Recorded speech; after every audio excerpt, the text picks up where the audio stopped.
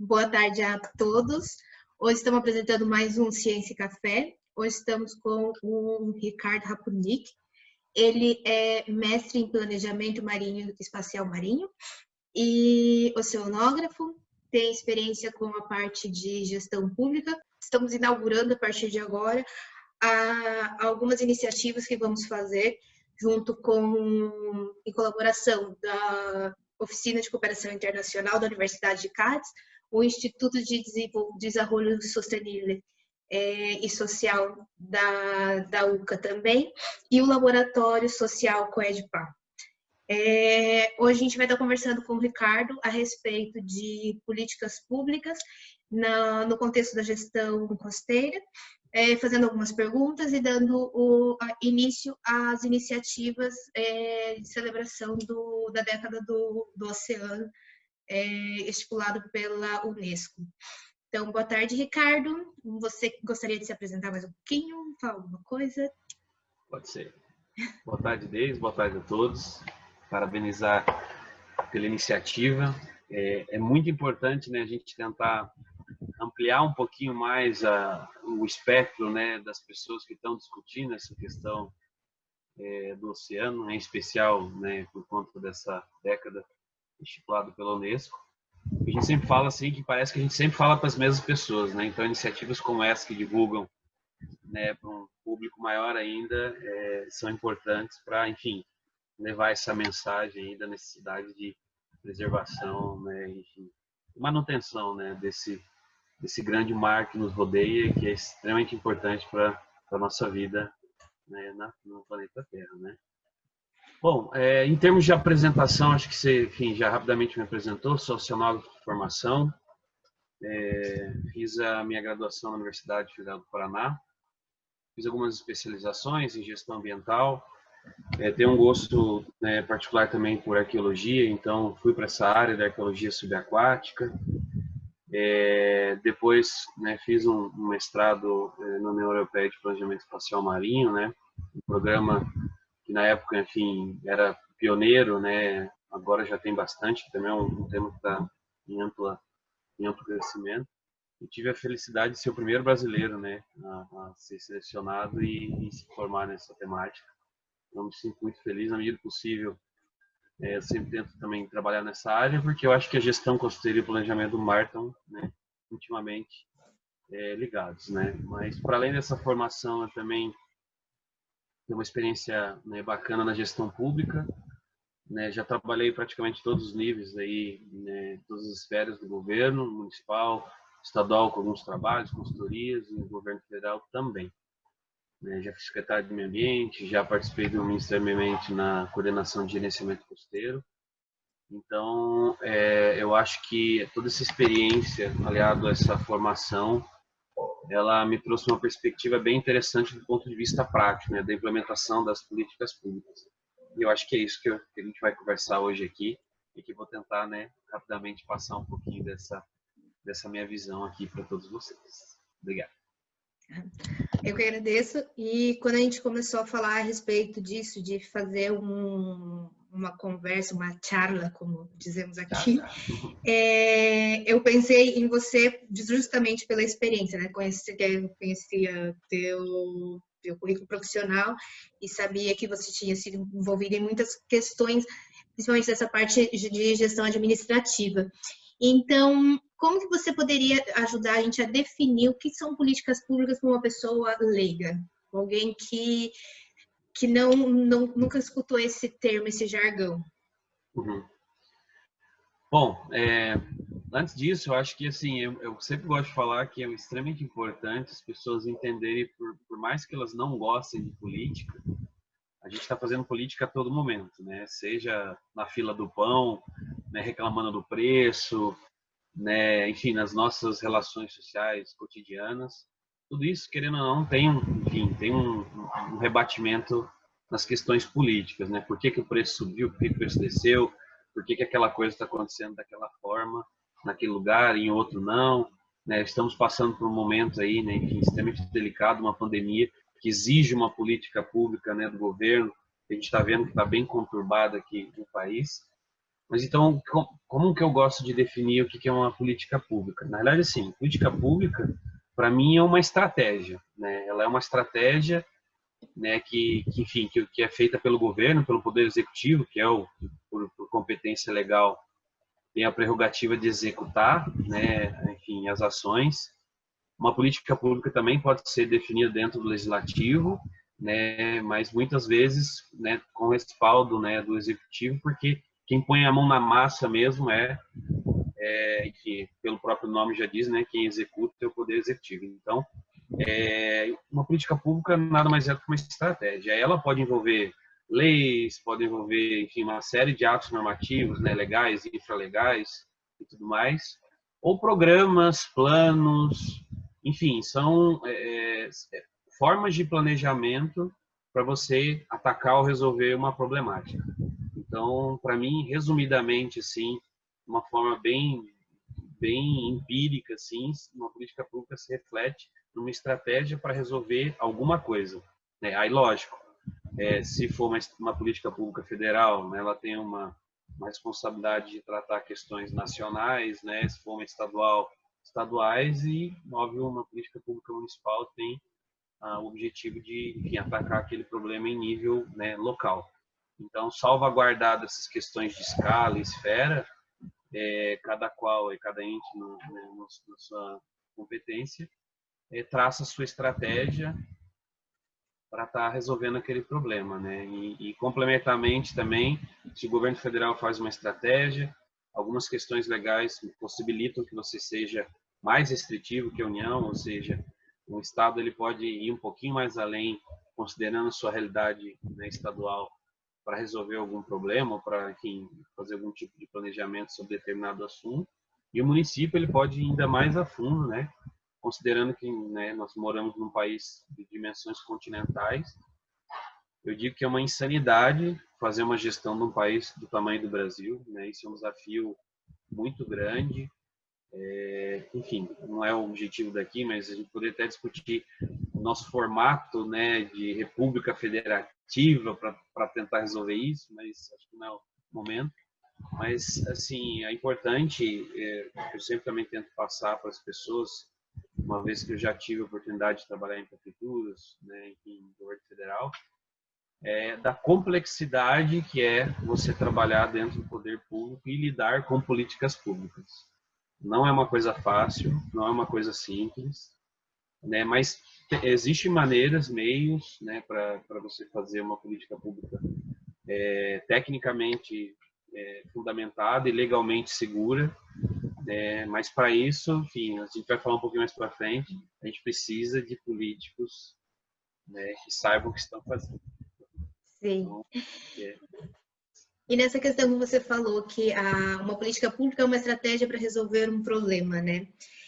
Como fazer que essa formulação das políticas públicas seja feita de uma forma participativa e que contemple problemas reais, não problemas que não sejam problemas reais, mas não sejam prioritários também.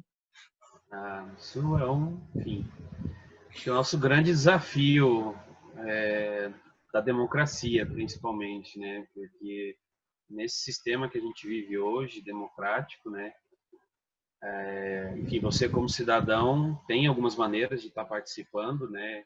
Então, por exemplo, se lógico, depende da esfera, mas se uma quantidade de pessoas quiser se reunir, se organizar para fazer uma lei, é permitido. Hoje, né, existem leis de iniciativa popular, né, então são muito raras, mas existe essa possibilidade. Ou seja, então, né, essa é uma primeira participação que a população pode fazer. Mas, assim, tudo reflete nas questões, né, das eleições dos nossos representantes que estão ali, enfim, né, nos seus postos de trabalho para estar fazendo isso por nós. Então, por isso que eu digo que é muito importante colocar políticos que saibam o que estão fazendo, né? A democracia, enfim, ela tem esse apelo de representar, né, classes, regiões, maiorias, minorias, enfim, né? Você tem, né, enfim, representantes de diversos tipos de grupos, segmentos e tudo mais. Então, é muito importante que a população, assim, acho que o primeiro passo, assim, que eu fosse eleger como prioridade, como que a população pode participar de forma, né, enfim, consolidada dentro de uma política pública, de fato, que reflita os problemas reais, é colocar a gente lá dentro que entenda isso, que aceite essa participação, né, ou seja, você colocar um político, né, que tenha meios que a gente consiga acessar ele, né, e que também que ele esteja acessível, né, que ele seja, enfim, ciente de que ele está ali para representar, né, um povo, uma classe, um bairro, uma região, um tema, né, e eu acho que esse é o grande problema. Eu acho que, né, a gente tem o processo que a gente viveu esse ano aqui no Brasil, do processo eleitoral em nível municipal. As pessoas têm um sério problema, né, os brasileiros. Eu acho que a gente precisa amadurecer muito politicamente aqui no país. A população precisa ser muito mais politizada, né, no sentido de discutir, de ir atrás. Uma pergunta que eu sempre faço quando alguém começa a reclamar ou, enfim, questionar alguma coisa, eu falo, tá, responde uma pergunta, né? Quem você votou para, por exemplo, vereador na última eleição? Olha, de 10 pessoas, eu digo que 9 não lembram, né? E se a gente for, não, estou exagerando, vamos botar aí 6, 6 sabem, 4, né, não tem ideia. Os 6 não sabem, 4 tem ideia. Agora, se a gente for para o nível de Estado, enfim, né, deputado, governador, presidente e tal, presidente e governador ainda até que as pessoas lembram um pouco mais de facilidade. Agora, sim, o legislativo é muito difícil. Quem que lembra que votou para deputado na última eleição? Aí a pessoa fala, tá, mas o que isso tem a ver? Eu falei, cara, tem a ver que essa pessoa, você tem que ir lá cobrar dele. Né? Ele é o teu, né, enfim, você depositou o teu voto de confiança. Então, você precisa cobrar ele, você precisa ir atrás, você precisa participar. Né? Então, daí aí as pessoas falam, ah, mas não adianta. Cara, adianta, sim, é o que eu sempre falo. Os espaços estão aí, o jogo está acontecendo. Se a gente não ocupar os espaços, alguém vai ocupar. E eu te digo que tem muita gente formada em ocupar espaços no Brasil, né?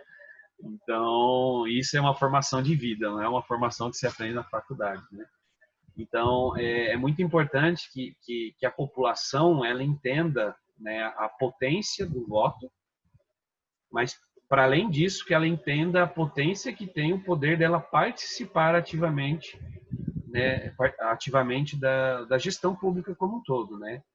Porque, enfim, é o que eu digo, assim, às vezes, me parece que a população, né, fica extremamente alienada às coisas e só vai reclamar quando estoura, né, o problema, né? Mas não participa da construção dos processos, não participa da construção das políticas públicas, né? Uma coisa que todo mundo acha horrível de ir, chato pra caramba, é a audiência pública. Mas é um momento legalmente instituído que a população deve e tem que ser ouvida e deve ser considerado que ela se manifestou, que ela, né, falou. Então esse é um outro momento muito importante, né? Por exemplo, o Estatuto da Cidade, que é todo o regramento que se tem em nível municipal com relação, enfim, planejamento urbano e tal. O processo ele requer, né, reuniões em várias regiões do município, né, com audiências públicas e tudo mais, né, de aprovação, validação e tudo mais. Então, assim, é um momento de você lá falar, ah, não concordo com isso, né, não concordo com isso, acho que vocês estão falando uma abobrinha, não é esse o problema real, que aí indo para a segunda parte da questão. Quando um representante é eleito, né, por isso que eu digo que é importante acompanhar, porque, assim, você está ali monitorando ele porque, como eu falei, tem muita gente formada, né, em ocupar esses espaços para, enfim, tomar atitudes e ações escusas, aí, o interesse escuso. Então é importante monitorar para saber que aquela pessoa está lidando, pensando, agindo daquela forma. E é uma maneira de você também, né, digamos assim, balizar que aquele representante esteja tratando dos problemas reais do seu município, do seu estado ou do seu país, né? É extremamente importante. E o momento das audiências públicas, consultas públicas também, que tem agora por conta da pandemia, tem acontecido cada vez mais, porque, né, pela própria questão de aglomeração, e a lei está aí, ela está vigente, precisa ser escutada a população. Então, tem outras formas que se podem também trabalhar esse tipo de controle social, mas é importante que as pessoas participem ativamente da política, né? Outra maneira também muito forte, que cada vez mais está se consolidando no país, né? A gente não pode deixar isso sofrer um revés, são os conselhos municipais, os conselhos estaduais, os conselhos nacionais, né? Seja do tema A, B, C ou D, né? Enfim, às vezes eu acho que até tem conselho demais, a gente poderia, né, enfim, combinar temas em determinados conselhos, mas é outro momento que você está ali, né, enquanto, né, entidade, representando também o segmento e tal. Tem uma mensagem aqui desde. Então, assim, a minha sugestão, né, para os que estão ouvindo, participem, né? Existem meios, formas, como eu citei aqui, audiência pública, consulta pública, conselhos, cobrando seu vereador, seu deputado. Hoje, todos os legisladores, todos os executores têm Instagram, tem Facebook, tem ouvidoria, isso é muito importante também. Quero até fazer umas aspas aqui, um parênteses, perdão. Agora, por questão de lei de transparência, já melhorou bastante, mas assim, todo ente, ele precisa ter, né, sua ouvidoria. Tem umas questões legais que alguns municípios, dependendo do tamanho, enfim, estão se adaptando, mas assim, existe a obrigatoriedade de se ter um canal para você, cidadão, né, enfim, dar sua sugestão, parabenizar e criticar e perguntar, né, e tudo mais. E você fazendo isso via ouvidoria, existe uma legislação federal que trata disso, e a prefeitura, o estado, a União, né, são obrigados a te responder em determinado prazo, né? Então, enfim, salvo engano aqui de cabeça, mas o prazo legal para respostas quando você entra via ouvidoria. E hoje todo o sistema está integrado, o sistema federal está integrado com o estadual, estão integrados com os municípios. Então, por exemplo, se eu quiser aqui na minha cidade fazer uma reclamação via ouvidoria, eu vou entrar no sistema do governo federal. Aí lá dentro você vai escolher, né, estado de Santa Catarina, município de Itapoá. Aí o que você quer fazer? Tem reclamação, sugestão, crítica, aí você escolhe lá e isso já vai direto para lá, para a ouvidoria da prefeitura, e aí a ouvidoria da prefeitura ela distribui, né, e ela cuida desse prazo, né, desse prazo que tem. São 20 dias, se não me engano, né, o prazo inicial. Aí a ouvidoria ela pode solicitar por conta, né, da secretaria responsável um pouco mais de prazo, que eu acho que é mais 20 dias, mas depois tem que responder de qualquer forma. Então, assim, se tiver interesse também em ter uma coisa que às vezes você não está tendo acesso, né, por bondade, ou seja, fazendo um protocolo direto na prefeitura, pedindo um documento, né, se a gente for para o licenciamento ambiental, que também é um outro tema bem complexo e delicado, né, às vezes você tem dificuldade de acessar, por mais que a legislação determine que os estudos ambientais precisam estar de fácil acesso, às vezes você não consegue, aí você faz um protocolo na prefeitura pedindo, né, ou no estado pedindo, aí não consegue, aí tem que acessar via ouvidoria, né? Aí uma outra forma também, né, de você monitorar e pedir auxílio para fazer esse monitoramento, o Ministério Público, né? Então, se você tiver com dificuldade de alguma coisa, o Ministério Público também, os estaduais, o federal, né, tem site, tem para você fazer reclamação, denúncia anônima, né, colocar lá, ó, aqui no meu município existe a lei tal, não está sendo cumprida, tal, aí manda para o Ministério Público Estadual, né, ou para o Ministério Público, enfim, falando alguma coisa do federal, falando, ó, tem uma política pública federal que a gente sabe que assim aqui no município e não está, e daí manda, né, e o que eu sempre peço, né, enfim, até por ter trabalhado no executivo e já ter respondido muita coisa do Ministério Público que vem via essas ouvidorias, é tentar qualificar a tua denúncia, a tua sugestão, a tua crítica. Porque às vezes não adianta falar, ó, a prefeitura não está fazendo nada, ou não está fazendo nada sobre, sei lá, não está fazendo nada sobre o mar aqui na minha cidade litorânea. Aí, pô, chega lá para a gente responder, você vai fazer uma bíblia, porque aí você vai ter que explicar, né, tudo. Então, assim, é importante que, ao mesmo tempo que a população participe desses espaços, né, todos que eu comentei aqui, mas que também que qualifique, né, que os debates sejam qualificados, que a pessoa vá atrás de informação, né, que não se baseie em publicação de um blog, alguma coisa, né. É importante, né, a gente discutir, enfim, mais tecnicamente e deixar para os especialistas para cada área as discussões mais aprofundadas. Mas, assim, a presença, a participação enquanto controle social é extremamente importante e necessária para a gente evoluir em termos de democracia.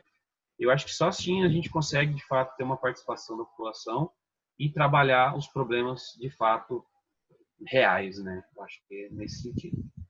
Sim, acredito também que, nesse mesmo sentido que você falou, que é muito importante a gente trazer para a sociedade civil a importância que ela tem, esse entendimento de importância que ela tem na participação para a gente conseguir delimitar os problemas. Porque é muito complicado você delimitar um problema, você deixar para a administração pública apenas delimitar um problema, sem você perguntar para o usuário final. Então, a gente tem que ter muito como consciência, nós, tanto da academia quanto os profissionais técnicos dessa área, a gente tem que ter essa noção de que nós somos como uma empresa que precisamos apresentar um produto para o nosso usuário final, que é a sociedade civil. Então, é muito importante ter esse entendimento e a sociedade civil entender que ele é um cliente. Então, se você faz uma reclamação a respeito de um produto, você pode fazer a reclamação, tipo, o nosso produto é a gestão e são as políticas públicas, né? E você falou bastante a respeito dos poderes, né, dos diferentes poderes e em diferentes níveis também. Então, a gente sabe que os problemas eles vão evoluindo com o tempo. E como que a gente pode garantir que a solução desses problemas acompanhe o ciclo das políticas públicas e também que consiga começar pela delimitação do problema, passando por quem vai resolver esse problema, a aplicação e avaliação dele, e fazer isso junto com os ciclos dos mandatos políticos, que no Brasil são 4 anos, e tem diferença entre os ciclos políticos de cada esfera, né? Como que a gente pode responder isso? Bom, antes de ir para essa resposta, eu queria só complementar a tua fala, que assim, gostei, né? Você falou que o poder público é uma empresa e a sociedade civil é um cliente, mas o cliente ele tem, né, os direitos, mas também tem os deveres, né? Exato. Então acho que assim é muito importante. Outra coisa que eu lembrei também é que assim parece que quando a gente vota em alguém, a gente se exime, né, 4 anos de qualquer coisa. Ah, eu votei no cara, ele que, né, que vai lá e que resolve o problema, né? Mas e aí, né? Qual o problema? Às vezes a pessoa, né, que você votou, ela não vai conseguir voltar a falar com você em 4 anos, dependendo do município e tal. Então, como é que ele vai saber os problemas, né? Eu estou voltando um pouquinho nessa questão dos problemas e do acompanhamento da sociedade civil, que eu acho que é extremamente importante. Assim, você está próximo dos tomadores de decisão, né, por todos esses ambientes que eu comentei, para justamente, né, não tomarem decisões ou não sugerirem, né, proposições legais ou políticas públicas que sejam totalmente alienadas àquela realidade. E aí sim, agora falar um pouquinho da minha experiência, que eu acho que é um dos grandes desafios do Brasil é essa coisa, né, de ter muita política pública feita lá em Brasília, né, a 4 paredes, às vezes, sem participação, por mais que tenha consulta pública, por mais que tenha audiência, as pessoas não participam, infelizmente. E daí sai uma lei que, quando você vai botar para funcionar, ela é inexequível, né? Porque a gente tem realidades distintas de sul para norte, de leste a oeste.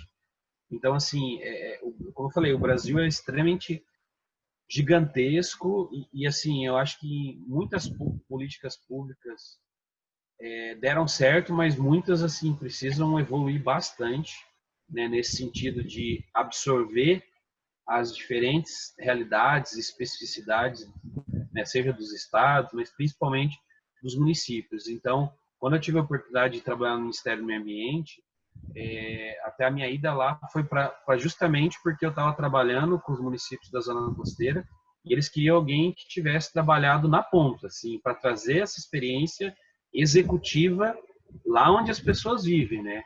Porque por mais que a legislação federal é feita em Brasília, ela é sentida nas cidades, né? Por mais que a legislação estadual seja feita no estado, na capital, ela é sentida em todas as cidades. Então é na cidade, né, no município que as pessoas vivem. É numa cidade que vai estourar os problemas das leis federais, das leis estaduais e das leis municipais. E o cidadão, ele não sabe, por isso que eu falei da questão da politização, ele não sabe assim, diferenciar, isso é um problema, né, do Estado ou da União. Então eu vou lá falar com o cara em Florianópolis, vou falar com o cara em Brasília, né? Vou falar com a pessoa responsável. Ele vai reclamar na porta ali da prefeitura, né? Isso que eu sempre falei para as pessoas. Falei, a responsabilidade de alguém que está com a caneta na mão lá em Brasília ou nas capitais estaduais, né, principalmente, óbvio, do município também, né, mas isso é uma relação um pouco mais direta, mas assim, a responsabilidade de você colocar alguma coisa no papel é muito grande, porque você vai mudar a vida de uma pessoa que às vezes você não tem ideia de que aquilo vai acontecer, né? Lógico, são feitos todos os estudos técnicos, jurídicos, para que uma lei, né, enfim, não sou especialista da área, né, mas a lei, né, pelo direito, a letra da lei que eles falam, né, a letra da lei ela tem que ser atemporal, ou seja, por mais que aconteçam ciclos, em teoria, né, mas isso é uma leitura minha, tá? Não sou, enfim, advogado, jurista, é que ela precisa passar o tempo sem ser sentida nesse sentido de ciclicidade e tudo mais.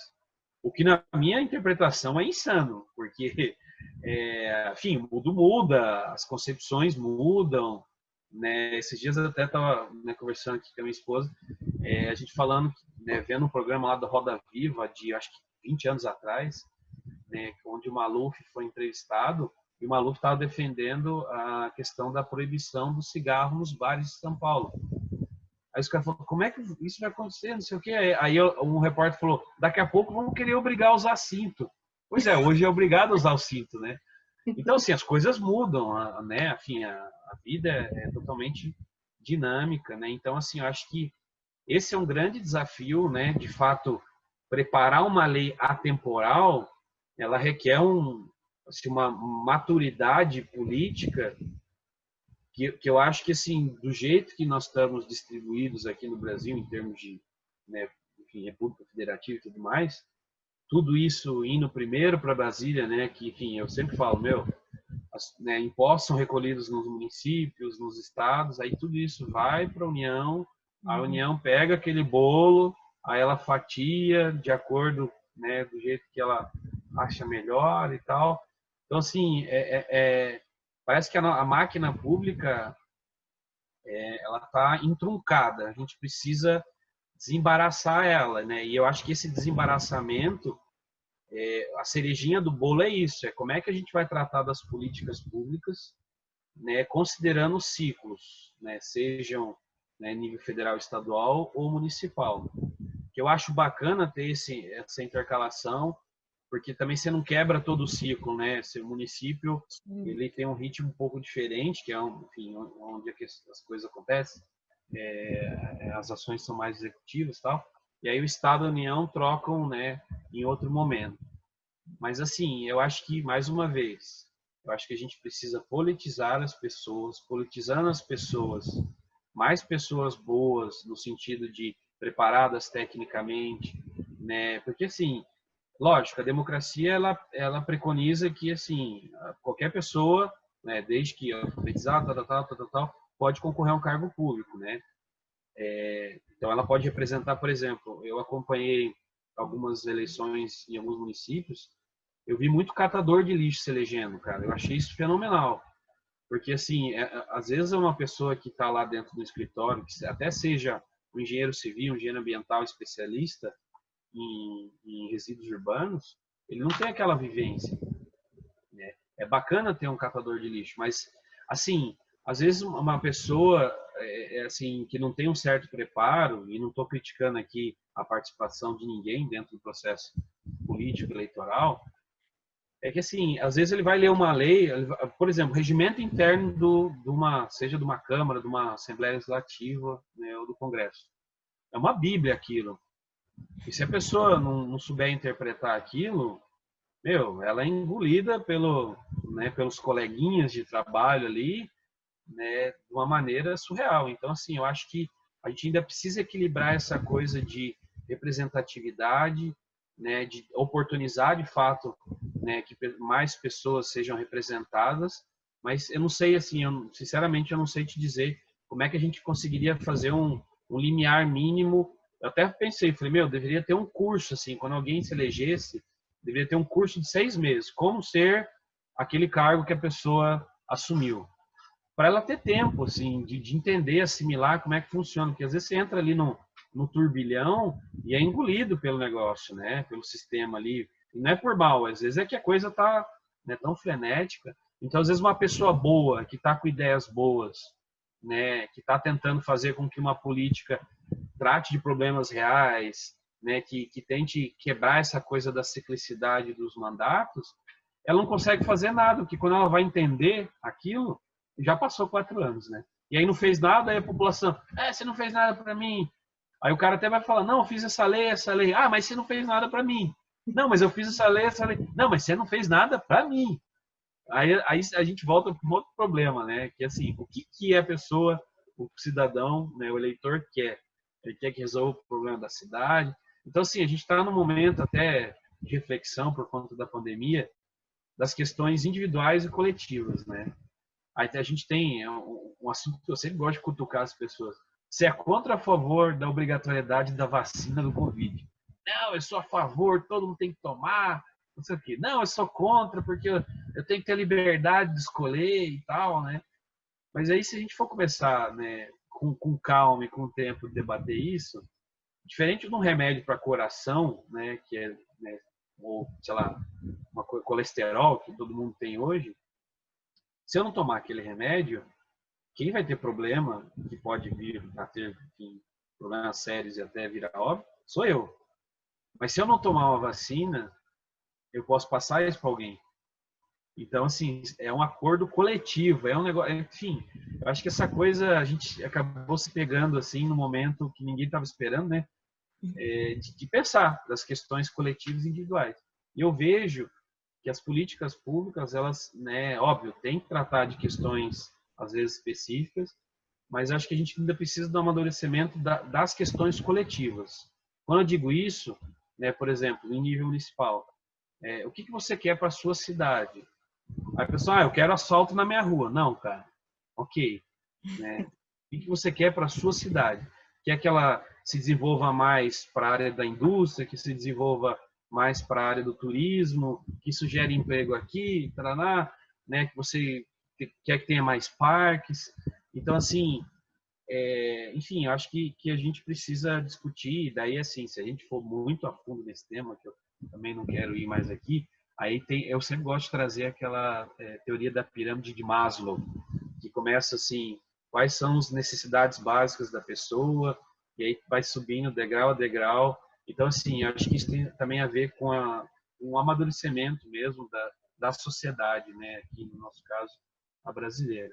Mas só para finalizar essa tua pergunta, Deise, questões de ciclo.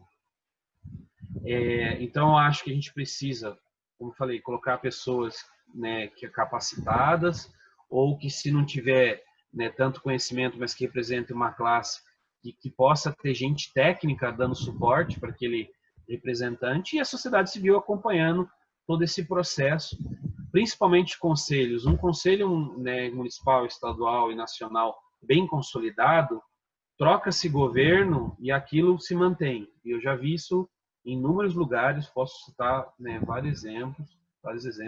Então, os conselhos, eu acho que é o lugar, é o suprassumo da participação da população, diferente de audiências, consultas que são pontuais. conselhos têm reuniões periódicas, mensais, bimestrais, e você pode estar ali martelando toda vez, né? Falando do mesmo problema, cobrando. Aí você, por exemplo, pode fazer um relatório de todo o ano que você foi lá e cobrou do prefeito, do governador aquilo, naquele conselho. Nada foi feito, pega isso, Ministério Público, ouvidoria, e faz a coisa rodar, entendeu? E outra coisa também, né, voltando na primeira questão que você fez de política pública, às vezes uma política pública ela é só um programa. E um programa, geralmente, ele é atrelado a um governo, a uma gestão, um mandato. Isso é ruim, porque, assim, em sua grande maioria, infelizmente, quando troca de gestão, por mais que uma coisa esteja funcionando, é natural no Brasil que, infelizmente, tudo aquilo que o adversário político fez, principalmente de bom, para tudo. Sim. Para tudo, zera, engaveta, para ele não ser lembrado. E aí começa tudo de novo. Então, assim, um grande desafio que eu acho que nós temos, né, enquanto cidadãos, eleitores, participantes ativamente dentro do processo, né, político, seja em qual esfera, é assim, lógico, certas coisas precisam ter programas.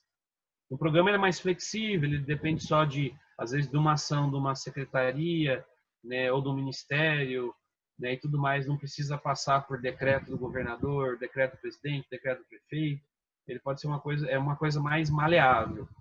Mas, por outro lado, ele é muito suscetível, né? Então, o que eu acho que precisa, e aí também a gente precisa amadurecer muito nisso, é tentar sempre que boas iniciativas elas sejam institucionalizadas. O que é isso? Que não fique em cima de uma pessoa, porque às vezes um programa está em cima de um cara lá de uma pessoa, de uma mulher, daquela secretaria, daquele órgão. Aí essa pessoa muda de órgão, pô, acaba o negócio, acaba o processo. A pessoa aposenta, tira férias, morreu o negócio. Então, assim, é muito importante que aquilo, né, seja consolidado, né, dentro da instituição. Aí como é que pode ser consolidado? Idealmente, uma legislação, né? Porque daí uma legislação ela tem todo esse processo jurídico que dá uma certa consolidação e segurança, né? Para que aquilo aconteça independente de mandatos, né? Então acho que esse é um outro desafio. A gente parar um pouquinho, né? Ter essa umidade de ver o que está funcionando nos lugares quando os políticos entrarem, melhorar aquilo que está sendo bom, né? Substituir aquilo que está sendo ruim e tentar institucionalizar na medida do possível para que aquilo não aconteça ao sabor, né, das marés de eleições. Então, isso também é uma coisa que eu gostaria de deixar bem fixado. Sim. E voltando um pouco na metade da tua fala, você comentou a respeito do querer coletivo e do individual, né? Não o que importa mais, mas o que realmente o cidadão quer. Isso é muito interessante porque você pode fazer uma analogia com a parte que essa especialização, né, de planificação espacial marinha, porque para a gente é muito mais fácil a gente ver o que a gente quer na parte terrestre, vamos dizer assim, que a gente conhece as delimitações, a gente conhece, é muito mais fácil zonificar isso. E quando a gente olha para o mar, esse limiar entre a gestão costeira e o planejamento espacial marinho, é muito mais complicado você fazer as pessoas entenderem como a gente vai distribuir os direitos e deveres em algo que não tem uma delimitação clara, né? E o que é coletivo, o que é individual, o que faz parte de quem é a responsabilidade em cada âmbito local, regional e uma esfera federal ou estatal, né? Então é muito interessante essa analogia também, porque para o cidadão é muito fácil ele entender. Muito fácil não, é um pouquinho mais fácil, que muito fácil não é. Um pouquinho mais fácil entender o que ele quer na cidade dele. no que ele quer no estado dele, mas e o que ele quer e o que ele pode querer e qual é o dever dele, como ele pode contribuir para a parte marinha. É uma coisa muito interessante e muito nova. Não sei se você quer complementar com mais alguma coisa com essa Não, parte. quero. Não, acho que você tocou numa situação bem, acho que bem crucial, assim, de política pública. Que, principalmente, né, enfim, quando você está trabalhando com gestão, né? Planejamento e gestão, mas principalmente gestão. Toda vez que você tem algum instrumento, alguma lei, né, ela precisa ser aplicada no território, seja em âmbito nacional, seja em âmbito estadual, seja em âmbito municipal. Mas, assim, independente de qual escala que ela seja aplicada, é extremamente importante que esteja muito claro aonde ela tem que ser aplicada.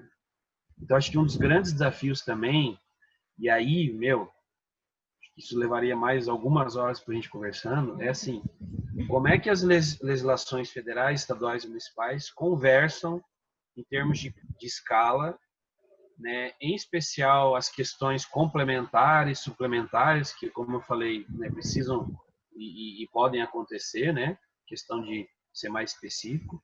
Mas, assim, às vezes uma lei, por isso que eu digo que é importante, quando no momento da construção de uma lei, né, que ela seja feita de uma forma técnica, né, tecnicamente embasada e juridicamente segura.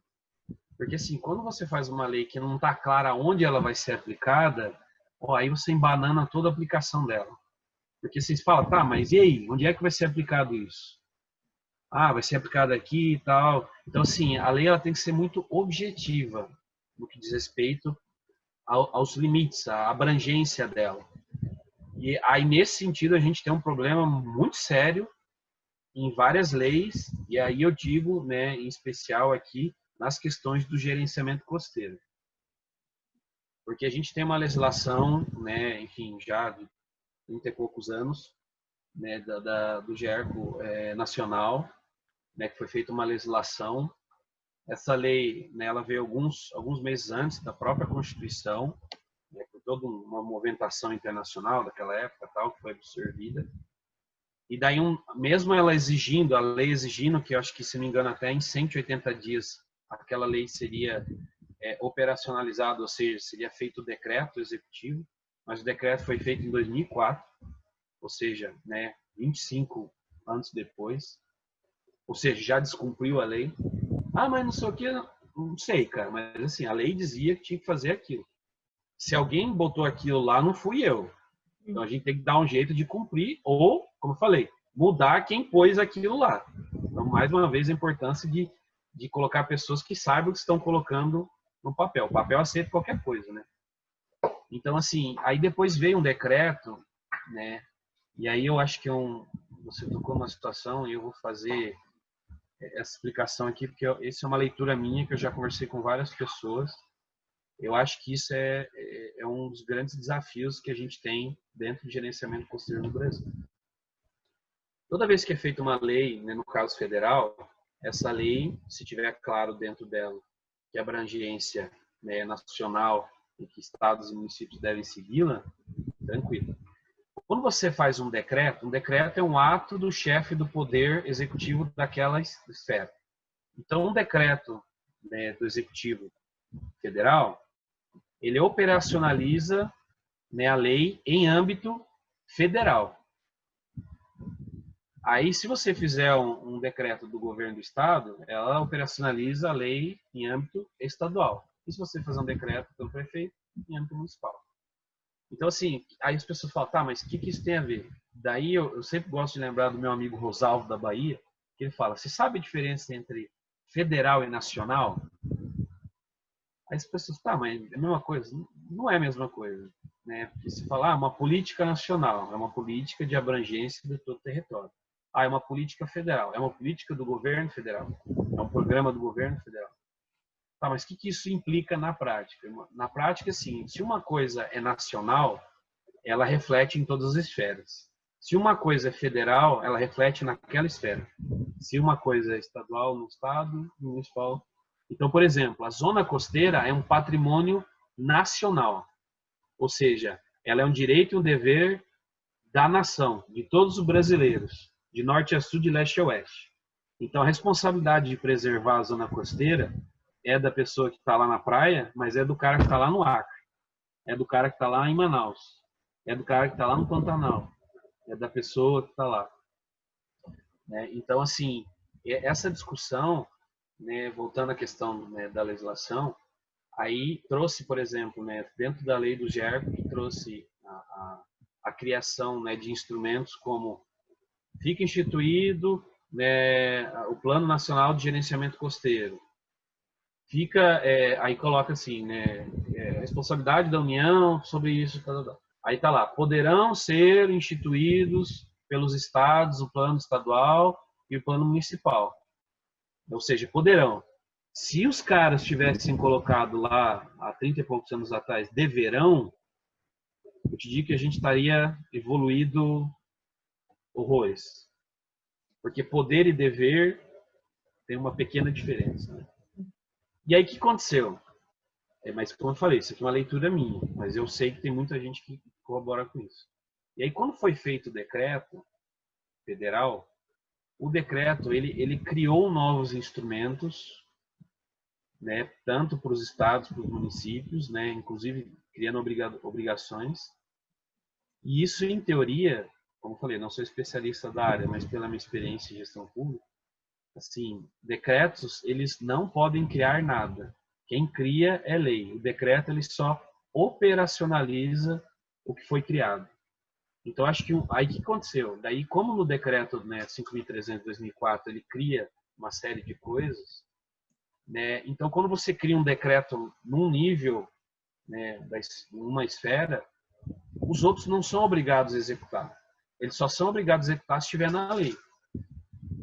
Nesse caso, você tem um imbróglio jurídico por conta da zona costeira ser um patrimônio nacional, ou seja, obrigação de todos. Mas, assim, a instrumentalização disso, né, as ferramentas e tudo mais, sistemas de gerenciamento costeiro, né, e né, relatórios de qualidade, tudo isso, acabou que caiu dentro desse decreto 5.300. E daí, em teoria, se você faz isso para um outro ente, o ente que fez aquele decreto tem que dar condição para os demais estarem executando aquilo. E aí que a gente vem uma série de brigas históricas aí. Estados exigindo da União recurso, fundos, município também. Aí se a gente for para uma outra especificidade que é o projeto Orla, que também foi criado dentro da lei e é mencionado no decreto, mesma coisa, né? Foi criado pela União, mas os municípios têm que executar, ok, mas e aí? O que vocês vão me dar, né? Que vocês que criaram, não foi eu, né? Então, acho que assim, um dos grandes problemas executivos do gerenciamento costeiro no país é essa questão de cada um no seu devido quadrado. Eu acho que isso precisa ser revisto, né, o mais rápido possível, no sentido de tentar absorver dentro da lei essas coisas que deveriam, né, na minha opinião, por exemplo, eu acho que o gerenciamento costeiro, né, tem uma potencialidade muito grande, mas ele precisa dessa adequação ou do suporte do governo federal por conta desse decreto, né? Mas eu sei também que a zona costeira, né, tem, sei lá, quase 60% da população do nosso país, as principais cidades, um sistema, né, extremamente delicado e complexo, e eu sei que se, né, eu imagino, né, não sei, imagino que se essa lei volta à discussão, né, de gerenciamento costeiro, ela vai ser desfacelada a ponto, de repente, de até extinguirem ela ao invés de ajeitarem, porque eu acho que o GERP acabou se desgastando muito ao longo do tempo, né, por conta desses imbrólios, né, e da falta de clareza. Aí voltando na questão lá de limites e tudo mais, falta de clareza das abrangências. Aí quando a gente vai para o planejamento espacial marinho, aí que embola tudo. Porque daí, assim, ok, lâmina d'água entende-se como patrimônio nacional. A responsabilidade sob tutela da Marinha, tal. Mas e daí? Assim, aí você vai para o licenciamento ambiental. Quem que licencia no litoral? Ah, não, se é no mar, lâmina d'água é IBAMA. Não, mas peraí.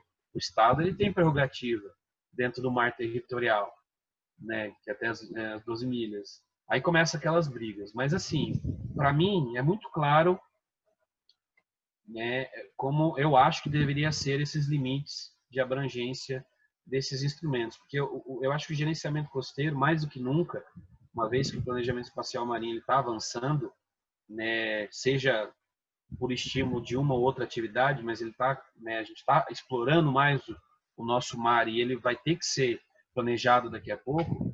O gerenciamento costeiro ele tem um papel estratégico porque ele está no meio do caminho, porque toda atividade em mar ela tem um pé em terra e ela vai passar por um território que tem uma política pública que é o gerenciamento costeiro, né? Falha ou não, aí a gente pode discutir, né, isso, mas está ali, está instituída e precisa ser consolidada, né, a ponto de ser eficiente para melhorar a qualidade de vida e manutenção, né, do nosso recurso, que é o que determina a legislação.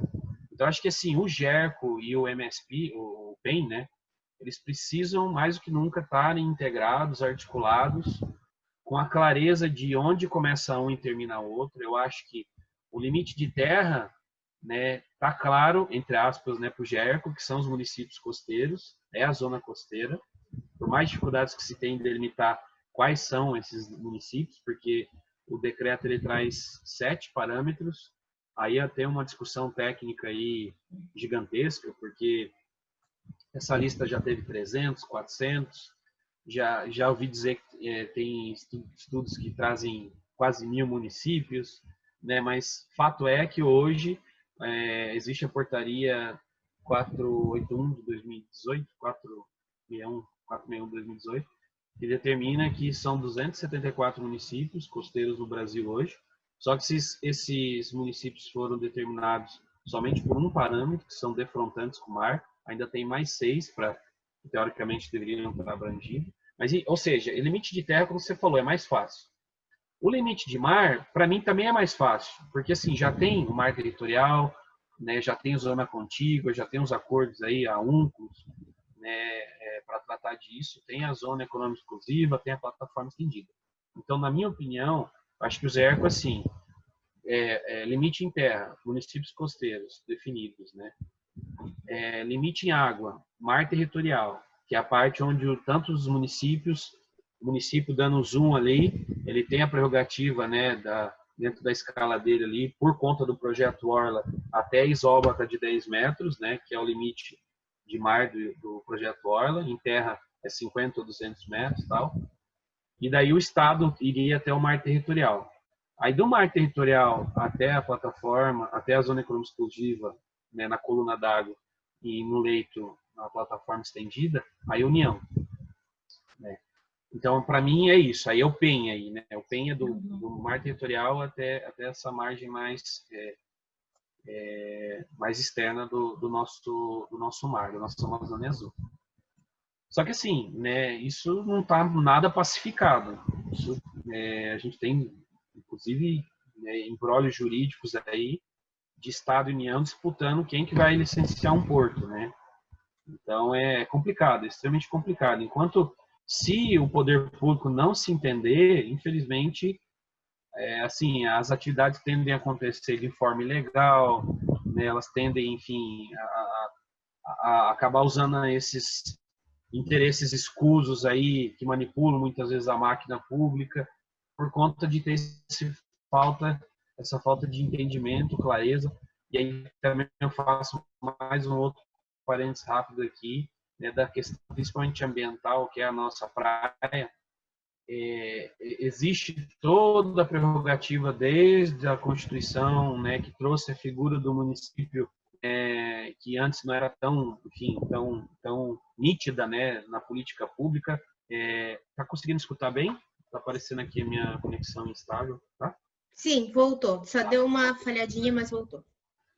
Então, assim, essa questão do entendimento e da parceria entre todos os entes, né, ela é clara na Constituição. Daí, na parte ambiental, vem todas as resoluções CONAMA. Aí, em 2011, tem a Lei 140, que traz, teoricamente, né, com clareza, o que é papel de cada um, o que é suplementar, o que é concorrente e tal. Então, assim, aquela ideia de que União está aqui, Estado está aqui, município está lá embaixo, na verdade, ela não pode existir. E essa relação ela tem que passar de vertical, que é na minha opinião, um equívoco que isso exista, por uma relação horizontal. União, Estado, município são a mesma coisa. A diferença é que cada um está lidando numa esfera. Mas não é porque eu sou prefeito que eu sou menos importante que o governador, eu sou menos importante que o presidente. Acho que cada um tem sua importância dentro da sua esfera. Assim como, né, os vereadores, deputados, senadores e tudo mais, os próprios funcionários públicos, servidores, sabe? Eu vejo muitas vezes, né, circulando aí no governo federal, estados, falando, não, aquele município não sabe o que está fazendo. Eu falei, cara, você sabe, né, você já conversou com eles? Ah, não, eu imagino. Tá, então você está imaginando errado, né? Então, acho que assim, né, tem essa coisa do misticismo da superioridade, sabe? Acho que a gente precisa transformar esse negócio vertical em horizontal, porque só assim a gente vai conseguir conversar melhor, se entender melhor, parar com esses embrólios, disputas jurídicas, né, que no final das contas a gente sabe que é por poder, quer levar o licenciamento para lá, porque daí eu consigo, né, fazer isso, quer levar essa política para lá por causa disso, aquilo, né? Então, assim, é extremamente delicado essa situação, né, de atuação no território, né? Então, por isso que é muito importante, imagine, num cenário que já esteja as fronteiras completamente definidas, isso já é um caos. Agora, imagina com uma legislação, uma política pública que não tem um limite claro. Então, eu sempre falo assim, que é justamente nas fronteiras que é onde tem as maiores instabilidades. E quando eu digo fronteira, é assim, brincando, mas querendo ou não, é uma fronteira entre países. Onde é que tem uma instabilidade maior? É na fronteira. É porque é ali que as coisas, né, os problemas começam a se sobrepor e explodir ali, né? Então, assim, uma lei, mesma coisa. Quando ela começa a passar por cima, ou enfim, ser confusa com uma questão, né, estadual, enfim, de outra esfera, aí começa a dar os problemas, né? E daí geralmente estoura nos municípios, porque a pessoa que está lá, né, por exemplo, é muito comum, só um instante, por favor. Por exemplo, aqui na cidade, né, quando eu era secretário do Meio Ambiente, falaram, não, essa lei aí que o Ricardo fez de Mata Atlântica, eu falei, Jesus amado, né? A legislação federal, né, a gente tendo que aplicar aqui, porque na verdade aqui o Estado já tinha multado o município, embargou o loteamento e tal.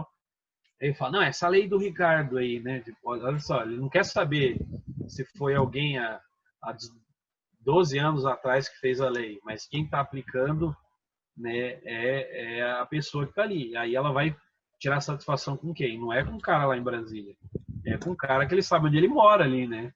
Sim. Então nossa, é muito complicado. Por isso que eu digo assim, essa experiência que eu tive no governo federal e estou tendo agora por meio de projetos, eu sempre tento colocar isso para as pessoas. Então, assim, gente, pensem bem, com carinho, imaginem que vocês vão estar na frente do balcão explicando isso para uma pessoa leiga. Então, assim, a responsabilidade de vocês aqui em planejar, em propor alguma política pública é muito grande. E aí eu sempre brinco com as pessoas, que eu acho que, assim, deveria ter uma lei que obrigasse tanto servidores federais e estaduais, como deputados, senadores, a passarem um estágio em município. Sabe? Passar 3 meses lá. 3 meses, sei lá, um mês, não sei, um tempo. Para a pessoa sentir na pele o que é. Na época que eu estava aqui na prefeitura, a gente conseguiu trazer o estagiário lá do Ministério do Meio Ambiente para fazer um estágio ali, não lembro, não era estagiário, enfim, ele era alguma posição no Ministério, daí ele foi fazer um estágio lá na prefeitura, né, conosco, lá na Secretaria do Meio Ambiente. Aí o cara falou, gente do céu, isso aqui é uma loucura. Eu falei, bem-vindo à realidade, né? Caiu lá do céu, né? Agora a gente está aqui, né, na terra e tendo que resolver, assim, trocar o pneu com o carro andando. Então, às vezes a gente fica muito na teoria lá nas esferas maiores, não, né, filosofando, e aqui embaixo, ó, né, o fogo tá pegando. A casa, por exemplo, né, é umas coisas que eu sempre uso como exemplo. Ressaca. A gente está numa batalha aqui para aprovar o projeto Orla, que aí cai naquela situação que eu falei. A expectativa é que se consiga recursos para algumas coisas e tal. Mas assim, a pessoa que acreditou naquela ideia do projeto Orla, ela está com a casa lá, com a onda batendo. Como é que eu vou explicar para ela que o Estado aqui, em Santa Catarina, está totalmente assim, desarticulado da Comissão Estadual que aprova o projeto Orla? Hoje vai fazer, estamos em dezembro de 2020, vão fazer 6 anos que o projeto Orla está embolado na Comissão Estadual. Como é que eu vou falar para uma pessoa que está com uma casa caindo da noite para o dia, que está esperando alguém assinar um papel porque não consegue juntar umas... Entendeu? Então, assim, é surreal isso, né? Então, a responsabilidade, mais uma vez, das pessoas que estão à frente, tomadores de decisão, é muito grande. E essa sensibilidade com a realidade, com a gente falou aqui dos problemas reais, ela é muito grande. E a população precisa estar acompanhando todo esse processo para falar para essa pessoa lá, falar, olha, isso aí não tem nada a ver, isso aí tem a ver, vamos por esse lado, e assim por diante. Sim. A próxima pergunta, na verdade, você respondeu com isso, né, com essa última fala sua, que seria se você acredita que atualmente no Brasil está bem definido e descrito os elementos das políticas públicas para a gestão costeira. Então, acredito que seja isso a respeito das esferas. Então, vou passar para a seguinte pergunta, que é a última pergunta, que é como garantir uma avaliação contínua das políticas públicas. Como a gente pode avaliar isso para poder ver se está se encaixando com as necessidades atuais? Enfim, outro desafio, né? Vários desafios. Ricardo, só um pouquinho. Eu só vou pedir para você para ser um pouco breve por causa do nosso tempo. Quanto tempo? Mais 15 minutos para finalizar, e tem mais uma pergunta aqui no chat. Perfeito. Bom, já falei um pouquinho, igual você falou ali antes, né, das questões, né, da definição, né, da gestão costeira e tudo mais. Essa questão dos elementos, eu acho que assim, o gerenciamento costeiro no Brasil, assim, na teoria, ele é muito bom. Acho que o que está faltando é a implementação. E aí, como é que eu garanto uma avaliação contínua? Acho que um dos grandes também problemas, né, que eu vejo historicamente do GERCO é a falta de uma avaliação, de uma avaliação assim, do que deu certo, o que não deu certo, por onde vamos, o que vamos fazer. Aí eu, né, sempre gosto de invocar aquela lógica do PDCA, né, de planejar, fazer, checar e agir. E sim, todo planejamento ele é cíclico. Você precisa revisitar, né, aquilo que você propôs para adequar por conta desse dinamismo, né, ao longo do tempo. E o gerenciamento costeiro, querendo ou não, né, igual eu falei, se você pegar a linha do tempo dele, né, nós temos, né, toda essa legislação, né, da década de 80, depois o decreto só no início dos anos 2000, e isso nunca foi revisitado, nunca foi feita assim, uma avaliação propriamente dita, né, de todo o contexto, e assim proposto de uma forma assim bem prática, quais os caminhos que deveriam serem tomados para melhorar aquilo que foi identificado como problema dentro daquela política pública. Não quero menosprezar aqui, né, o trabalho que foi feito do gerenciamento costeiro no Brasil, longe disso, muito pelo contrário. Eu acho que tem muitos trabalhos acadêmicos que fizeram essa avaliação, que propuseram alterações, mas daí a gente cai numa outra caixinha também, que às vezes, isso eu sou da academia e critico muito isso, é da coisa dessa parte muito filosófica da academia que acaba se distanciando da realidade. Às vezes as pessoas começam a propor soluções mirabolantes, que no final das contas são totalmente inexequíveis, que não consideram o mandato, não consideram o ciclo, né, político que se tem para você conseguir fazer uma alteração dentro de uma legislação, seja no município, no estado, na União, né? Então acho que assim, o que a gente precisa hoje é parar um pouquinho assim e se dedicar para de fato fazer uma avaliação imparcial do que deu certo ou não. Porque o que eu vejo também dentro do gerenciamento costeiro é muito apego. Tem muita gente que tem apego pela agenda e acaba assim ficando um pouco distante daquilo que está acontecendo de fato e propondo alterações necessárias, que eu acho que algumas são, né, para que aquilo de fato funcione e se consolide como uma política pública efetiva que atinge os objetivos dela. Então, acho que assim, hoje, né, para garantir essa avaliação contínua, já falei um pouquinho de uma maneira geral, né, conselhos e tudo mais, em relação ao gerenciamento costeiro, tem um GIGER, né, que infelizmente está parado, já vai fazer 2 anos agora, né, mas era o Grupo de Integração de Gerenciamento Costeiro, que é esse conselho, né, que é onde, por exemplo, a sociedade civil tem uma cadeira, né, que a academia tem uma cadeira, que os estados têm cadeira, que os municípios têm uma cadeira, né, eu participo lá como representante dos municípios costeiros. Então, é um locus onde as coisas, né, podem ser ajeitadas com uma maior velocidade e dinamismo do que uma lei permite. A questão agora é esse momento que a gente vive, que ainda está oscilando nessa questão de conselhos e tudo mais, mas assim, o gerenciamento costeiro tem esse locus. E nos estados também tem isso. Então, quem se interessa por gerenciamento costeiro, procura saber dentro do estado, né, a secretaria que é responsável por essa agenda. Geralmente, a Secretaria de Planejamento ou a Secretaria de Meio Ambiente. Tem que ver, né, depende do estado. Né, os estados costeiros tem um grupo que chama G17, que é o grupo dos 17 estados costeiros. São, né, de certa forma, organizados e tratam dessas agendas de gerenciamento costeiro. Então, vai atrás, conversa com eles, né? Praticamente todos os estados têm, né, um representante ao menos, né? Eu digo que assim, tem estado e município que trabalha com equipe, né? É uma pessoa só que lida com aquela agenda, mas tem gente trabalhando, tem muita gente boa. Então, assim, se você é da academia e está interessado em mudar a vida das pessoas, em vez de fazer uma hipótese, né, depois de uma festa, né, não menosprezando aqui como é que as hipóteses surgem, né, mas assim, vai conversar com quem está na prefeitura, com quem está no estado, vai escutar o que eles precisam. Eu acho que a academia tem esse papel e a gente acabou se distanciando um pouco ao longo do tempo. Né? Às vezes a gente fica um pouco alienado dentro daquele meio, querendo produzir paper, mas no final das contas esquece de resolver os problemas reais, né, das vidas das pessoas. Então vai lá, né, vê um problema e tenta fazer um estudo para aquilo.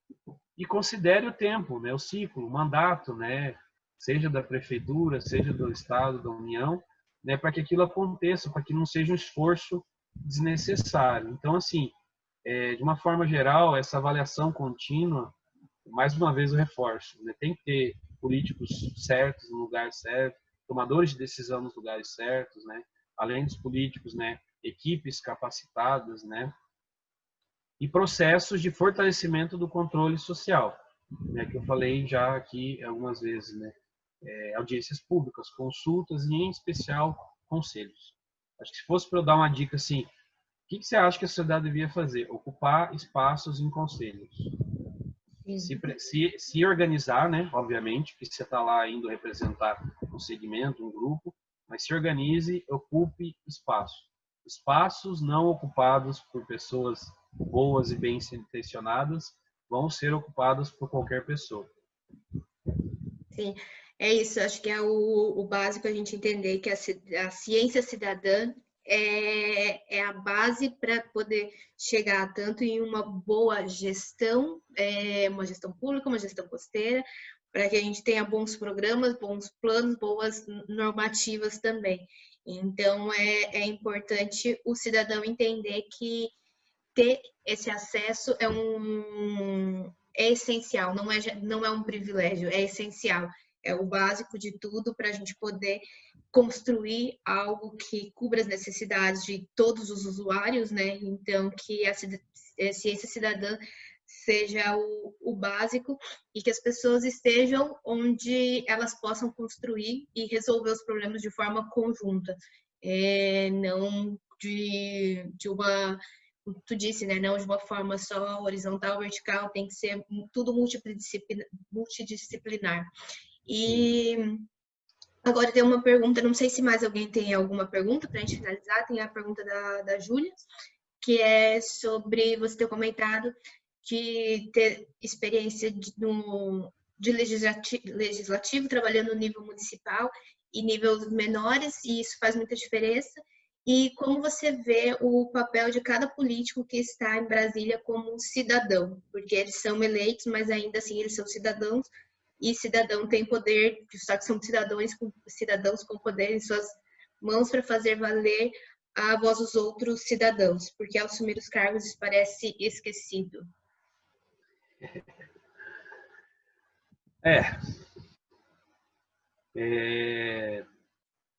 Eu acho que assim, volto a falar, né? Eu acho que a população brasileira precisa se politizar melhor, né? Ela, não digo se politizar melhor, é entender, né?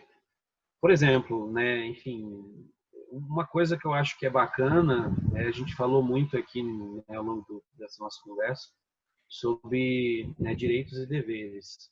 Mas assim, eu acho que as pessoas, né, os cidadãos brasileiros, eles ainda não têm ideia. Às vezes até sabem muito dos direitos, que hoje a gente está, né, enfim, bem ligado aos direitos. Mas eu acho que a gente falta um pouquinho trabalhar os deveres, sabe? E aí, uma coisa que eu gosto, acho que você ainda não pegou essa época, eu peguei bem finalzinho da transição, era aquelas aulas de OSPB em Moral e Cívica, né? Organização Social Política Brasileira, né? Então, a minha mãe foi professora disso. Aí vão falar, você é adepto ao militarismo? Não. É assim, é para entender, eu acho que as pessoas precisam entender como é que a coisa funciona. Porque, assim, como eu falei, às vezes, né, na maioria dos casos, as pessoas vêm reclamar por uma coisa ou questionar uma coisa que não é responsabilidade, né, do município ou do estado, né, é da União. Ou vai na União e não é da União, é lá do estado. Ou vice-versa, enfim. Então, assim, acho que a gente precisa saber como é que funciona, né? Eu sempre gosto de dizer, a regra do jogo tem que estar clara. Você precisa saber os seus direitos, mas precisa cumprir os seus deveres enquanto cidadão, né? Então, é importante que você saiba o que acontece, onde que acontece, por que acontece e como que acontece. Por isso que, né, você falou momentos, né, de participação, garantia e tal. Assim, se a pessoa se interessar em saber, tá, eu quero ajudar, como é que eu vou ajudar? Pô, a pessoa, se ela fizer uma pesquisa básica, ela vai achar isso que eu comentei aqui, né? Audiências, consultas, conselhos e por aí vai, né? Então, assim, se ela está interessada, tem por onde, né? Tem um cidadão que quer ser ativo politicamente, devidamente politizado, né? Ele tem espaço e ele consegue, ele ganha espaço, né? Vai explorando, ganha espaço e tudo mais, né? Mas a questão dos políticos, né? Enquanto cidadãos, né? É o que parece hoje é que assim a motivação das pessoas se envolverem na política, né? É o que eu sinto principalmente nos municípios, né? Mas também em estados e União, enfim, é meio que geral. Não é a maioria, né? Mas é geral. É que as pessoas participam desses processos por interesse. Interesse econômico, interesse de poder. Então, acho que assim, a motivação dos políticos, dos cidadãos, eu acho que ela está errada. Eu acho que ela precisa ser repensada, ela precisa ser refletida. E como a Júlia falou, né, um político ele não deixa de ser cidadão. E assim, político não é profissão. Ele está representando ele mesmo durante um tempo naquele espaço. E ele vai passar, né? E a política não passa. Então, assim, é o que eu sempre penso. Poxa, as pessoas têm a oportunidade de fazer um trabalho bacana, deixar sua marquinha lá, botar uma sementinha, falar, poxa, eu que fiz aquilo, eu que fiz aquilo. Só que me parece que, assim, essa motivação do eu fiz aquilo, às vezes a pessoa está muito mais interessada em botar 100 metros de asfalto do que gerar emprego para as pessoas. Não que o asfalto não seja necessário. A questão aqui é a priorização das coisas, né? Naquele determinado momento, né? Então, acho que assim, parece que existe um certo endeusamento quando a pessoa se transforma no político, parece que ela é intocável, né? Sim. E de certa forma, dependendo da escala, da esfera. A gente tem, né, decoro parlamentar, tem, enfim, um monte de coisa. Então, acho que assim, acho que a gente precisa, por isso que eu falei, amadurecer o eleitor, politizar o cidadão, para a gente preparar melhores políticos para o futuro. políticos que estejam preocupados com a população, estejam preocupados, né, que ele está ali representando um grupo de cidadãos, um setor, ou seja lá o que for. Então, acho que, e para além disso, né, por isso que eu falei, acho que é uma bola de neve. Se você politiza melhor a população, prepara melhor ela participa, né, desses espaços, a coisa ela vai começar a melhorar. Eu te garanto que quando a população começa, e eu posso te dar vários exemplos disso, quando a população começa a se organizar e participar ativamente, ela muda a realidade do local dela. Sim. E isso incomoda demais político, demais. Porque, assim, como eu falei, o poder que a população tem na mão, ela não tem ideia. Porque ela foi doutrinada a achar que não tem poder. Quando, na realidade, ela tem, e tem esses vários espaços aí, em meios de cobrar isso. Lógico, não é uma fórmula tão reta assim, né? Enfim, tão linear. Mas, assim, é um processo, é uma caminhada longa que precisa ser iniciada com o primeiro passo. Então, assim, eu acho que a gente precisa ter brasileiros, cidadãos brasileiros mais maduros, né, politicamente, eleitores mais preparados para escolher melhor os seus políticos, porque daí, assim, motivando os eleitores, eu acho que mais pessoas bem intencionadas vão se disponibilizar a assumir os cargos, porque esse é um outro problema, tá? As pessoas querem mudar, mas não quer colocar o nome ali, não quer colocar a cara a tapa. E aí eu volto a falar. Se pessoas bem intencionadas não ocuparem espaço, não colocarem seus nomes à disposição, alguém vai ocupar aquele espaço. Então, acho que assim, é muito importante a gente quebrar esse estigma, e aí isso é o amadurecimento que eu estou tanto falando, de que assim, política não é uma coisa ruim. Política é uma coisa necessária. E é de suma importância que toda a população, todo cidadão, né, saiba disso, que entenda disso, né, que toda a política está ali no cotidiano dela e que se ela está achando ruim alguma coisa, tem formas de melhorar isso. Daí, né, cada um tem uma forma de ajudar. Ah, eu vou me candidatar. Não entendo bulhufas, mas vou dar meu nome. Mas assim, ó, tem uma equipe por trás, eu te ajudo tecnicamente. Eu sou advogado, eu te dou suporte jurídico, né? Não quero me envolver, mas vou criar uma ONG, vou criar uma associação de bairro, vou criar uma entidade representativa de classe e vou participar do Conselho de Desenvolvimento do Estado ou do município. É assim que eu vou ajudar. Então, acho que assim, cada cidadão ele precisa identificar em si, né, o potencial que se tem, né, o que ele mais gosta de fazer, o que tem mais facilidade, o que não tome o tempo, né? Você comentou aqui, né, do grupo de vocês que às vezes, né, quando a coisa assim fica um pouco de todos, parece que não é de nenhum, né? Então, assim, é importante que a gente se doe na medida que a gente possa se doar, né, para não assumir um compromisso e depois não dar conta, porque isso também é bem desgastante, né? Você começa e aí falta 1, 2, 3 vezes, aí perde a vaga daquela instituição, aí causa um imbróglio. Então é importante que a gente identifique, né, os espaços que a gente pode ocupar e como que a gente pode contribuir, né? E cobrar. Eu acho que assim, lembre quem você votou, né? É importante isso, e cobre e participe ativamente. Seja um cidadão proativamente, né, proativo nas questões políticas, né, que eu acho que se cada um começar a fazer um pouquinho, como eu falei, uma longa jornada começa por um pequeno passo. Acho que se cada cidadão brasileiro começar a se engajar melhor, e não vai ser no Facebook, no Instagram que vai resolver. É o que eu falo para todo mundo está achando que falando na internet, né, vai resolver, vai criar pepino, porque, né, nós estamos aí com legislação sobre fake news, responsabilização e tudo mais. Então, assim, por isso que eu digo, brincando, OSPB, moral e cívica, as pessoas precisam saber aonde fazer e o que fazer, né? Porque parece que está todo mundo, parece que se jogou na internet e a pessoa, puxa, né? Tô tranquilo, o problema não é mais meu, já fiz minha parte, né? Só que não sai do conforto do seu lar, não tira a bunda da cadeirinha ali, né? Então, eu acho que é por aí. Quero agradecer a tua participação, Ricardo. O laboratório COEDPA, que é a sigla de Comunicação, Comunica, Participa e Educa.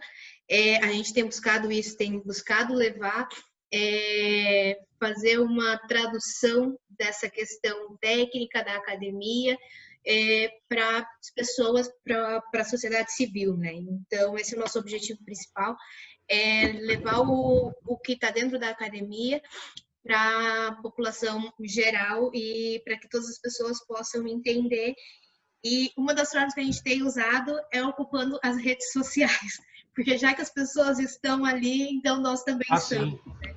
E Tem acho que ir que pro foco, né? Sim, eu acho que essencial é isso, tipo, as pessoas, elas se preocupam muito com como elas estão se representando nas redes, então é importante a gente estar ali para aparecer para elas e ocupar um pouquinho desse tempo para ver se cria um movimento, né? E é essencial que tudo que a gente passa dentro da academia seja ultrapassado para a esfera social, da sociedade geral, né, da sociedade civil, porque não adianta a gente fazer ciência se a gente não vai aplicar ela. Eu acho que isso é muito essencial. O nosso laboratório, ele conta com pessoas de vários países. Nós, em geral, falamos várias línguas. Então, temos feito eventos, esses mini encontros, alguns encontros maiores também, alguns webinars, tentando sempre envolver as temáticas dos Objetivos de Desenvolvimento Sustentável, da Agenda 2030. Esse é o primeiro especial, a pré-inauguração que a gente está fazendo para a década do oceano. Ano que vem a gente vai estar fazendo mais coisas. E é isso, a gente tem tentado comunicar ciência para a cidadania geral, né? Em vários idiomas, em vários países, com várias pessoas e buscando várias opiniões, para a gente também não acabar tornando, quando eu convido as pessoas para participar do Ciência e Café, sempre falam, mas o que eu vou falar? Eu não sei bem, ou tenho que fazer uma apresentação em PowerPoint. Não, é isso, é uma conversa igual a gente teve aqui, é uma conversa para que as pessoas possam entender o que elas podem fazer, o que elas devem fazer, esses são os direitos e deveres, e entender esse palavreado todo rebuscado que a gente tem, tanto na ciência quanto na política, porque as pessoas... Eu, por muito tempo, tive muito medo de política. Nossa, política não, uma coisa que a gente não fala a respeito disso. E hoje em dia vejo essencial, principalmente para o meu trabalho, trabalhar com o desenvolvimento de estratégias para políticas públicas, e é essencial entender o que as pessoas precisam, quais são as necessidades reais, e é isso, são necessidades coletivas, são individuais. Então, tudo isso que a gente conversou hoje foi muito interessante, eu agradeço muitíssimo a participação, as pessoas que estiveram aqui também. Agradeço em nome da Oficina de Cooperação Internacional da UCA, porque esse também é um trabalho que a gente está fazendo de forma de cooperação internacional, e ao INDES, que é o Instituto de Desenvolvimento Sustentável Social, e é difícil fazer a tradução na minha cabeça, então não sei se você quer falar mais alguma coisa para a gente se despedir. Não, na verdade, só assim, agradecer imensamente a oportunidade, o espaço que foi dado, parabenizar demais essa iniciativa, como eu falei, né, no princípio. A gente precisa cada vez mais falar para mais pessoas, né, em especial esse assunto do oceano aqui no Brasil, que infelizmente, né, como oceanógrafo, conhecendo, né, essa área, sempre foi renegado, né, a gente sempre ficou de costas, né, o nosso país tem uma vastidão de terra e está começando a olhar um pouquinho para o oceano, né? Mas ele tem um caminho gigantesco para trilhar.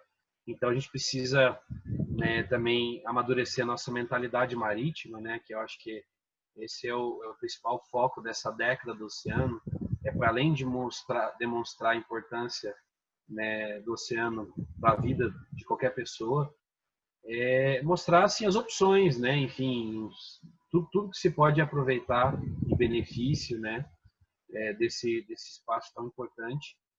E qualquer iniciativa que consiga levar de alguma forma, né, seja por diversas línguas, como vocês estão fazendo, é louvável, né, porque a gente precisa fazer realmente um movimento gigantesco e sincronizado para sensibilizar a maior quantidade de pessoas, para a gente conseguir assim engrenar um ritmo coletivo, né, o mais próximo possível, enfim, para a gente viver num mundo melhor, um mundo mais sustentável, se preocupar de fato com os presentes e futuras gerações, né? Eu tô com uma filha agora recém-nascida, assim, muda mais ainda a sua mentalidade de que mundo que eu vou deixar para essa criatura indefesa, né, aqui. Então, assim, é incrível, assim, também o poder que a construção de uma família faz, né, nesse pensamento de futuro. Então, acho que assim, a mensagem final que eu deixo é que assim, há esperança e iniciativas como essa demonstram isso. E eu acho que a gente precisa, nesse momento, né, de pandemia global, assim, nos faz refletir. Eu acho que é uma oportunidade da gente repensar o coletivo. A gente precisa, sim, pesar as questões individuais, mas acho que a gente tem que se preocupar um pouco mais com a coletividade. E, como eu falei, cada um, dentro do seu contexto, realidade, vê como que pode trabalhar dentro dessa coletividade.